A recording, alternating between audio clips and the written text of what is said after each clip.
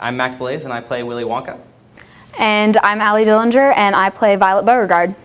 Basically, we've just tried to take a combination of all the different elements of things because we are all quite familiar with the story. So we basically put our own interpretation on what elements we choose to take from each thing. Yeah, I always have loved the Gene Wilder version, and I think it has an incredible message, for everybody. And he just has this aura of cool about him all the time, and I've watched it far too many times since the beginning of this musical. But I hope it comes through because he just produces something on screen that's completely magical, and I really want to be able to capture that on stage. The script that we've been working with for the musical has actually been a combination of both the Depp and the Wilder films, but there were a couple elements like the fizzy lifting drink scene that had to be rewritten, and Ms. Roberts was totally receptive to everything that the students and the cast wanted to do, and that was one of the most wonderful aspects about the show, is that she really, really wanted it to be our production and something that we were close to. And rewriting it so that it was more like the Wilder film, to capture his character, was one thing that I was completely blessed to do. Ms. Roberts allowed me to do a lot of the rewrites, and it was a really, really fun experience.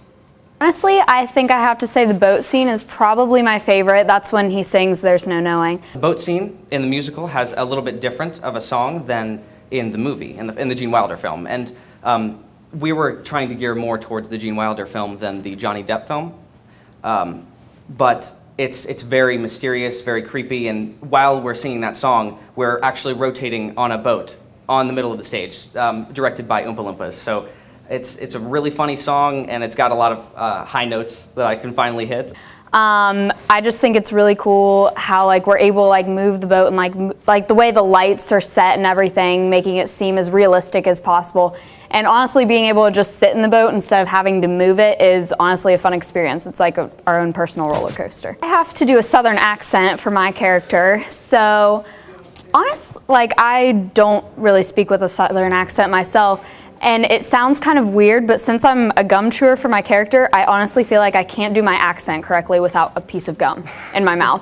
So honestly, as long as I have a wad of chewing gum, I feel enough in character. Yeah, it's mostly just about getting in touch with the meaning of the entire play and really kind of recreating what the message is, and recreating a new show for everyone else to see and to love, and it was capturing the energy is important to me. I think my favorite part of when I can tell he's very in character is the part where he's sitting in his office and Charlie comes in and puts the gobstopper on his desk, because his monologue that follows that is just impeccable and it's perfect.